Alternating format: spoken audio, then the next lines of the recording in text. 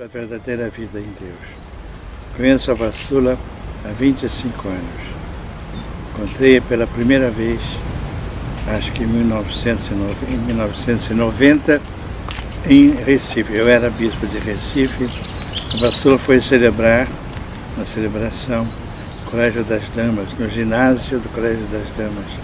Estava presente vários bispos, inclusive Dom Marcelo Carvalheira e vários sacerdotes. O ginásio, 3 andares, estava lotado. Começou a missa, Dom Marcelo Carvalheira que presidia. Eu fui ler o Evangelho. Quando comecei o Evangelho de São Marcos, é sobre a expulsão do processo. E Jesus diz, cala a boca e sai deste homem. Então, nesse momento, no meio da plateia, um energúmeno, um senhor começa a gritar, não saiu, não saiu. Mas de uma voz tremenda, uma voz tonitruante mesmo. Todo mundo parou o canto. Eu parei a leitura, falei, eu não vou falar com o diabo. Parei a leitura, ele começou. Ele estava no 3º andar do ginásio, na balustrada. Queria se lançar, suicidar-se. Tiveram que segurá-lo. Aí todo mundo começou a rezar o Pai Nosso. O Pai Nosso foi diminuindo a rezação dele, começaram a cantar, calou-se. Fim da missa, o rapaz desce, vai se ajoelhar aos pés da Vassula, dizendo, Vassula, você me perdoa pelo que aconteceu, não sei, eu não tenho consciência nenhuma. Me disseram que eu gritei, que eu atrapalhei sua missa. Eu queria ficar com você aqui nessa missa, porque quando eu nasci, meu pai me consagrou a Satanás. A minha vida é um inferno, é um tormento constante. Queria que você rezasse, pedisse a Nosso Senhor para me livrar desse tormento. Então, a Vassula pôs as mãos nele, começou a cantar tranquila, completamente pacificado, sorrindo, feliz. Foi o primeiro encontro que eu vi. A verdadeira vida de Deus é isso. Ela causa terror ao inferno. Cada vez que Vassula, depois encontrei várias vezes com Vassula. Eu fui ser bispo de Brasília. Eu acho que ela foi umas 4 ou 5 vezes. No ginásio Nilson Nelson, lotava o ginásio. Ela ia fazer uma palestra. O cardeal gostava muito. O cardeal Dom Falcão disse, eu li todos os livros da Vassula, todos, 2 vezes. Não encontrei nenhuma heresia. Nada. Tem algumas impropriedades, por exemplo, quando ela chama Jesus de nosso querido Pai. Não é Pai, para mim Pai é o Pai, a primeira pessoa, mas é um modo humano de falar de Jesus. Ele, de fato, é nosso Pai, Ele que se fez homem, assumiu a nossa natureza, por isso não é heresia. Mas o Observatório Romano tinha feito um alerta, eles ficassem atentos para se descobrir alguma heresia. Ele, Falcão, que é homem, é um santo pastor, um homem muito atento, ele leu 2 vezes. Eu não consigo ler assim continuamente. Meu estilo de ler não é assim. Não, eu leio sempre a Bíblia, não assim, de ponta a ponta, não. Eu prefiro ler passos da Bíblia, também da Vassula. Eu prefiro isso. Por isso, né, a primeira vez que encontrei Vassula foi assim. A segunda vez foi em Recife. Em Recife, ela foi falar, eu estava com Dom Vitor. Dom Vitor era o bispo de Anápolis. Ele é um holandês piedoso. Quando começou a falar, acabou a luz. O Dom Vitor falou, eu sabia que Satanás haveria de intervir. Cada vez que a Vassula fala, Satanás interfere. Ele não suporta a Vassula. Para mim é um sinal maravilhoso. Não suportar a Vassula tanto Satanás às vezes por aí, né? São a mesma coisa, é o mesmo espírito. Não suportar essa que Deus escolheu como sua porta-voz. O fato que esse é o sentido profundo da verdadeira vida em Deus. É um convite a ter união com Jesus Cristo. O pastor insiste na unidade. O carisma da verdadeira vida em Deus é a unidade, a união dos cristãos. E é o tema central. Eu escrevi agora um artigozinho da revista sobre a verdadeira vida em Deus e a unidade. É o tema central da pregação de Vassoura. A unidade realmente nasce da unidade trinitária. As três pessoas são um só Deus, uma só natureza. Nós devemos também.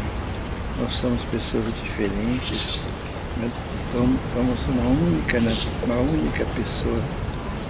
Nós pertencemos ao corpo místico de Cristo. Cristo é a nossa pessoa. Ser cristão é ser outro Cristo. Por isso, a verdadeira vida de Deus nos quer mostrar que a unidade provém da Trindade. Cristo provém do Pai. O Pai que enviou o Filho. E o Filho que nos dá a sua vida. Deu sua vida, nosso Redentor. É o único sacerdote, o único altar, a única vítima. O único sacerdote, sim, mas foi o Pai quem enviou. Toda a iniciativa do Pai. O Pai que enviou o Filho. Portanto, é um dom do Pai. E Jesus também, quando ele fala, ele está falando do verbo, ele é o verbo do Pai. O Pai, quando se entende a si mesmo, forma uma autoconsciência, forma uma ideia. Essa ideia que ele forma é a sua essência, é a sua própria essência. Essa ideia é o seu verbo mental. Ele gera intelectualmente. Cada vez que nós entendemos uma coisa, formamos um conceito, concebemos. Jesus é o conceito do Pai. Por isso, Ele é que manifesta o Pai. Quando Filipe pergunta, Senhor, mostra-nos o Pai. Jesus, Filipe. Quem me vê, vê o Pai. Eu sou a imagem do Pai. Ele é a imagem. O Pai, quando se entende a si mesmo, forma a sua imagem, forma a sua ideia. Por isso, Cristo, Ele é a revelação do Pai. A revelação do Pai aqui na terra. Por isso, agora, no Antigo Testamento não se podia fazer imagens. Quando Deus falou com Moisés, não apareceu sob forma humana, portanto, sob forma alguma, portanto, não se pode fazer uma imagem de Deus. O primeiro mandamento proíbe fazer imagem, mas agora não. Agora o Verbo se fez carne. Agora temos a realização mais profunda do ser humano, é exatamente o Verbo. Por quê? Todo homem é feito para Deus. Nós temos uma capacidade infinita de conhecer a Deus. Todo homem, todo ser humano é capaz de Deus. Todo ser humano é capaz de conhecer a Deus. Naturalmente, pela própria natureza humana, o Concílio Vaticano I define, pela própria natureza humana, somos capazes de conhecer a Deus. Nós temos um desejo natural de ver a Deus. Mas o homem, por isso, não existe. Eu sou arqueólogo, estudei na Alemanha há 5 anos. Passei vários anos no Oriente fazendo escavações. Eu estive no Egito, em Israel, no Líbano, fui capelão dos beduínos. Depois visitei a arqueologia pré-colombiana, estive em Teotihuacan, a cidade dos Aztecas, que é uma cidade fantástica, cidade religiosa, perto da cidade do México. Estive em Machu Picchu, estive em tantos lugares. Tudo que nós encontramos nas escavações arqueológicas é de caráter religioso. Você não sabe como viviam os faraós. Não existem as casas deles. Lá estão os seus túmulos. Casas da eternidade que estão lá há 7.000 anos. Daqui a 7.000 anos estarão ainda presentes. A crença que a vida não termina com a morte. Por isso, o homem é o ser que busca Deus. Busca Deus. Né? Mas interessante que o homem, buscando a Deus, percebe que Deus deve ser infinito. Deus, quando você reza, só existe um Deus. Quando o homem reza, mesmo que ele seja politeísta, no Egito existem uns 500 deuses, mas quando eu rezo a um Deus particular, quando eu rezo para Apolo, quando eu rezo para a deusa Atenas, para Zeus, naquele momento, esse Deus é todo poderoso, é infinito. Por isso, a oração se dirige a um Deus infinito. Ora, não há dois infinitos, não se multiplica infinitos. Todo homem, todo pagão, quando reza, naquele instante, vira monoteísta. Naquele instante, ele está invocando um Deus infinito, que não se multiplica infinitos. Por isso, chamar de vários nomes, apenas como nós chamamos também Nossa Senhora, com tantos nomes. Nossa Senhora da Conceição, Nossa Senhora de Fátima, Nossa Senhora de Lourdes, é uma única Nossa Senhora. Mas nós temos um motivo especial para chamá-la, porque ela apareceu em Fátima. Mas é a mesma que aparece em Lourdes, assim também. Os nomes dos deuses sempre, de fato. Deus, se é todo-poderoso, se é infinito, é um só. Mas o homem procura, nas várias circunstâncias na qual encontra Deus, procura materializar aquele Deus. Por quê? Porque o homem crê sim que Deus é infinito, que Deus não tem corpo. Mas o nosso modo humano de conhecer é ver pelos sentidos. Se eu não vejo, não creio. Precisamos crer, ver para crer. Por isso o homem faz estátua de Deus. Sabe que aquela estátua não é Deus, mas ela representa a sua divindade. Faz a estátua, faz um templo, a casa de Deus. Sabe que ali não é realmente a casa de Deus, mas tem que localizar a Deus. Nosso modo humano de falar é pessoa a pessoa. Estamos condenados a fazer estátua. Deus aparece no Sinai, aparece a Moisés, proíbe fazer estátua. Moisés fica 40 dias, desce na planície, o povo está adorando um bezerro de ouro. O homem é isso, é condenado à idolatria. Precisa ver a Deus com seus olhos, tocá-lo com suas mãos. É acima do pagão, condenado à idolatria. Mas um dia esse Deus de infinita majestade se fez carne, assumiu a nossa natureza humana. Agora realizou-se o sonho mais profundo da humanidade, ver a Deus com nossos olhos, ver a Deus, ouvir com nossos ouvidos. Meu filho, tenha confiança, teus pecados estão perdoados. Cada vez que eu peco, peço perdão. Sei que Deus me perdoa, mas gostaria de ouvir com meus ouvidos. Filho, tenha confiança, teus pecados estão perdoados. Jesus é assim. Ninguém te condenou, ninguém. Eu também não te condeno. Teus pecados estão perdoados. Agora podemos fazer a imagem de Deus, que Deus se fez a nossa imagem e semelhança. Por isso a beleza do mistério de Jesus Cristo. Por isso Jesus, quando ele fala, quando Filipe pede, Senhor, mostra-nos o Pai. Queremos ver a imagem do Pai. Eu sou a imagem do Pai. Quem me vê, vê o Pai. Quem me vê, vê o Pai. Não só aqui na terra. Aqui na terra, Jesus, de fato, revelador do Pai. Nos manifesta quem é o Pai, o amor misericordioso. Mas também na ressurreição, quando nós morremos, nossa alma vai para o céu, nós vimos intelectualmente a Trindade. Nosso corpo não está no céu, nossos olhos não estão no céu. Não temos uma visão material, uma visão física de Deus. Temos uma visão intelectual da essência da Trindade.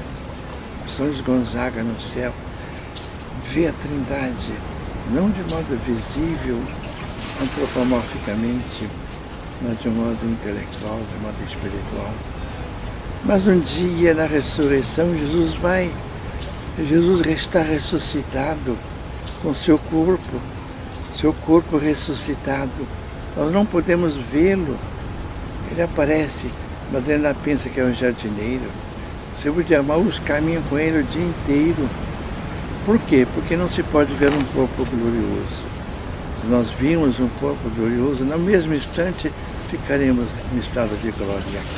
Estaremos no céu.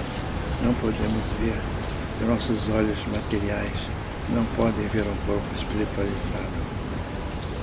Quando o homem ressuscita, não é um cadáver que volta à vida, não. O cadáver que renova, que volta à vida, não é ressurreição. Lázaro não ressuscitou. Lázaro voltou à vida biológica. Continuou a envelhecer e morreu de novo. Isso não é ressurreição. Só dois ressuscitaram.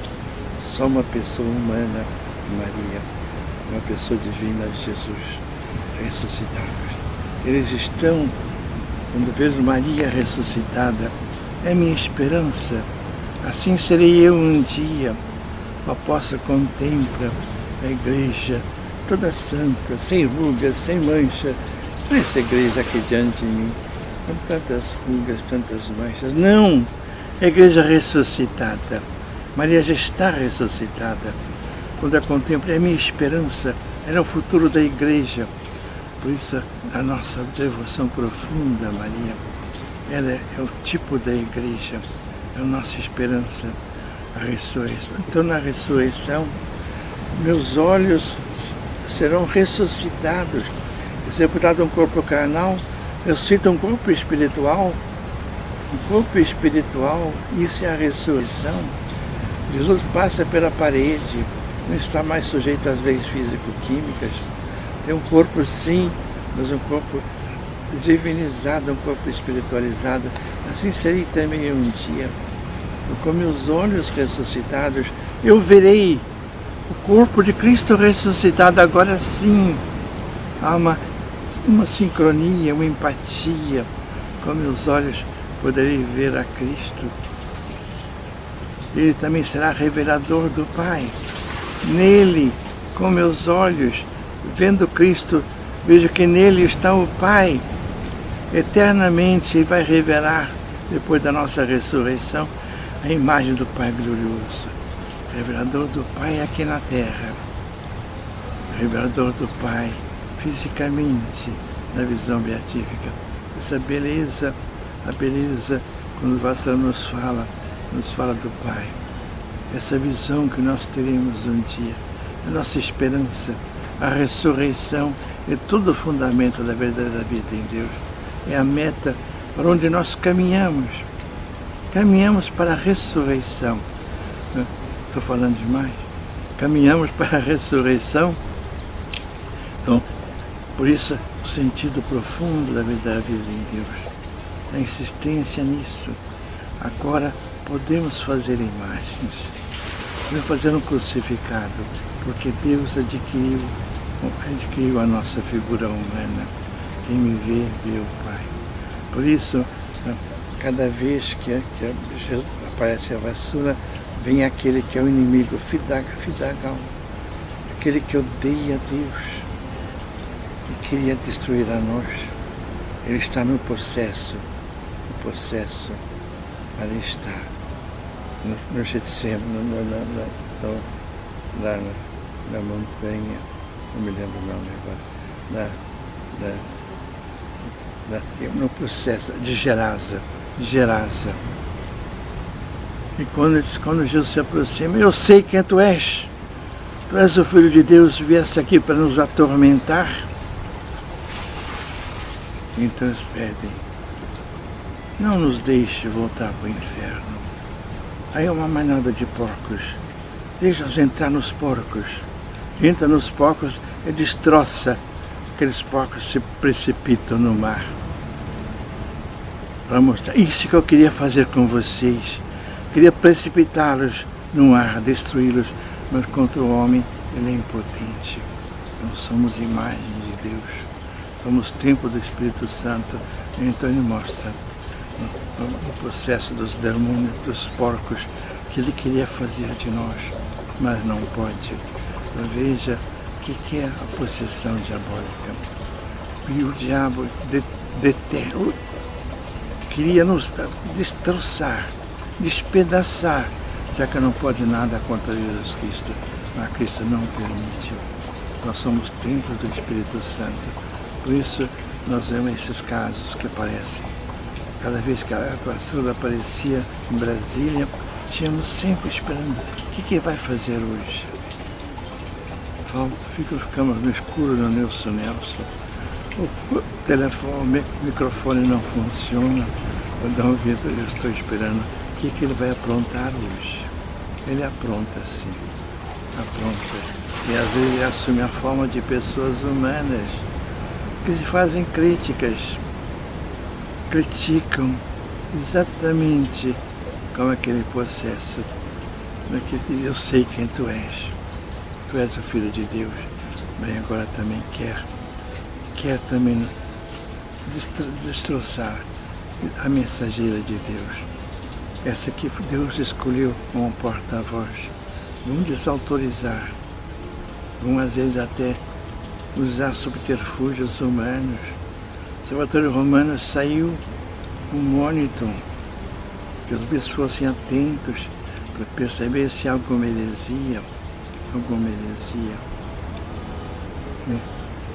Então, dois teólogos da vassoura, o padre, como é que se chama o teólogo da vassoura? O francês, o padre René Laurentin. Desde o começo ele acompanha a vassoura. E havia um teólogo irlandês, grande teólogo, escreveu tratados imensos, dicionários sobre cristologia, sobre Eucaristia, sobre Maria. Então, esses dois teólogos se ofereceram para acompanhar a vassoura. Quando saiu aquele monitor, ele foi no Vaticano, foi falar com o secretário do Ratzinger, que depois ficou cardeal Bertone. Foi lá falar com ele que não é verdade, que não há heresias, que ele analisou todas as obras de vassoura. O cardeal quis mandá-lo embora. Aí ele gritou, o senhor não pode, o senhor não tem consciência de causa, o senhor está sendo obra do demônio. Então depois tivemos uma visita de Límina, quando visitamos a Congregação da Fé, então falamos da vassoura. O Dom Vitor, o bispo de Formosa, não de Nápoles, como eu disse, perguntou ao cardeal Ratzinger, perguntou em alemão, porque Bertone não sabia alemão, ele é holandês. O que ele achava da... Eu sigo os livros da vassoura, né? O que eu devo fazer? Continue a fazer tudo o que você fez até agora, respondeu Ratzinger em alemão. Bertone não entendeu, eu entendi. Continue a fazer, apenas ter muita prudência, também não precipitar, não ir mais do que aquilo que você está vendo. Foi uma maravilha. Aí eu falei com o Bertone, aquele monitor, o bispo, o padre irlandês dizia que aquele monitor não tem valor, porque não tinha assinatura. Eu falei, de fato, só tem valor quando tem assinatura, quando é assinada por um bispo. Isso é um monitor anônimo. Mas é sempre assim. Eu falei, não é sempre assim. Eu trabalho há 7 anos aqui na comissão bíblica. Tem que ter assinatura ou do Papa, ou do secretário, ou do prefeito. Senão é uma coisa anônima. O Observatório Romano não é revelação de Deus, não é bem inspirado. Pois é, mas ele chegou gritando como energúmeno. É um doido. Eu falei, Santa Eminência, não é doido. É o maior teólogo da Irlanda. Dos grandes teólogos do nosso tempo. Não é doido. Você precisa ter respeito de fato. Falei assim com ele. Aí já falei em italiano, né? O Ratzinger sorrindo, né? Como é que vocês estão vendo realmente, né? A beleza, por isso que eu tenho de fato. Eu não leio muitos livros da vassoura como o cardeal, que leu 2 vezes seguidas. Não é meu estilo. Porque eu tenho uma biblioteca de 30 mil volumes. não vou ler 30 volumes, eu vendo o índice, vendo as citações, vendo uma leitura em diagonal, já sei de que se trata. Meu Deus, não, há 80 anos que eu estou estudando teologia, né? Sei, então, mas vejo que todas as partes que eu li, de fato, me encantam. Às vezes eu acho um pouco exagerada, de modo assim, muito intimista, não fala com carinho, minha filhinha, etc, né? Tá bom, não é meu modo de falar, né? Mas eu acho que Deus, de fato, vai tratar as pessoas como crianças. Como crianças. Se não nos fizermos como crianças, não entraremos no reino de Deus. A vassoura é uma criança, filhinha, nos braços de Jesus. Não, Jesus se fez criança. Quando o Verbo se fez carne, não apareceu glorioso, crucificado, general, não. Quando as trevas da maldade, da prepotência, da iniquidade anoitavam a humanidade de Isaías, então a bondade de Deus amanheceu entre os homens no sorriso de uma criancinha. Coisa linda, coisa mais terna que pode haver na terra.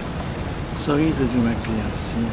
É um Deus sorrindo, um Deus que vem ao nosso encontro, na simpleza, na simplicidade. É assim que Ele quer também estar conosco. Como Teresinha dizia, fazemos como crianças, colocar-nos nas mãos de Deus. Senhor, eis aqui, Teresinha, o que ela é? Aquela meninazinha, que nunca saiu daquela cidadezinha pequenina, Lisieux, mas aquela que procura o caminho da simplicidade. Deixar que Deus haja. Não pretender que nós seres sábios, segundo o mundo, como diz o Evangelho de hoje. Os sábios segundo o mundo. A sabedoria humana não é divina. A sabedoria divina é um dom do Espírito Santo. É derramado nos corações. Nós precisamos ser assim de fato. Deixar estar diante de Deus. Eu não sei rezar, Senhor, eu estou aqui. Estou aqui, disponde de mim, tomai, Senhor, e recebei toda a minha liberdade, minha vontade, meu coração, meu ser, tudo que sou e possuo é vosso, Senhor. Eu vou-lo restituo totalmente, tudo que eu sou, tudo que eu possuo é vosso, restituo, disponde de tudo segundo a vossa benevolência. É isso que nós pensamos agora. Entregar-nos totalmente nas mãos da misericórdia divina, para que Ele possa operar através de nós. Eu estou falando, não estou pensando o que eu estou dizendo, Ele está falando pela minha boca. Quando eu rezo, é Ele quem reza. Quando eu perdoo, é Ele quem perdoa. Quando eu consagro, é Ele quem consagra. Quando eu falo, é Ele quem fala. Não falo das minhas ideologias, das minhas ideias, não. Fala do Evangelho de Jesus Cristo. Louvado seja nosso Senhor Jesus Cristo. Seja